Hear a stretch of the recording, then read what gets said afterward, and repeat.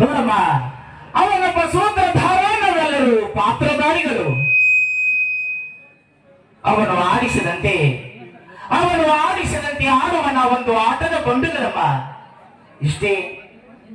ಅಣ್ಣ, ಆ ಭಗವಂತನಿಗಿಂತ ಬೇಗಾಗಿ ನಿಮ್ಮಂತ ಗುಣವಂತನಾದ ಅಣ್ಣನನ್ನು ಕರೆತಿರುವುದು ನಮ್ಮ ಪೂರ್ವ ಜನ್ಮದ ಪುಣ್ಯ ಅಣ್ಣ, ಪುಣ್ಯ.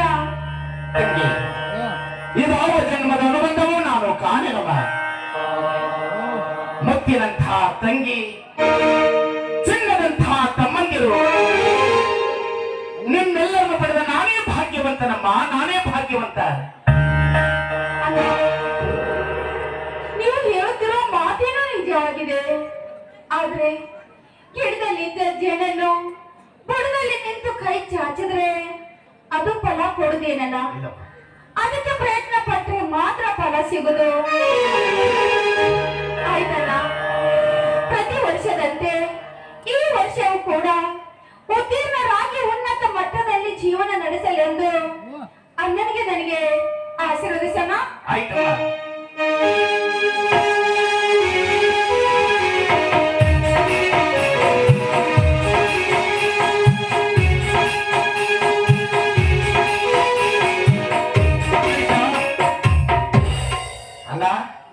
ಕಾಲೇಜಿಗೆ ಹೋಗುವುದೆಂದರೆ ಬರೀ ಊಟ ಮಾಡಿ ಮಲಗಿಕೊಳ್ಳೋದು ಎಂದು ತಿಳಿಯಬೇಡಿ. ನೀವಿಬ್ಬರು ಚೆನ್ನಾಗಿ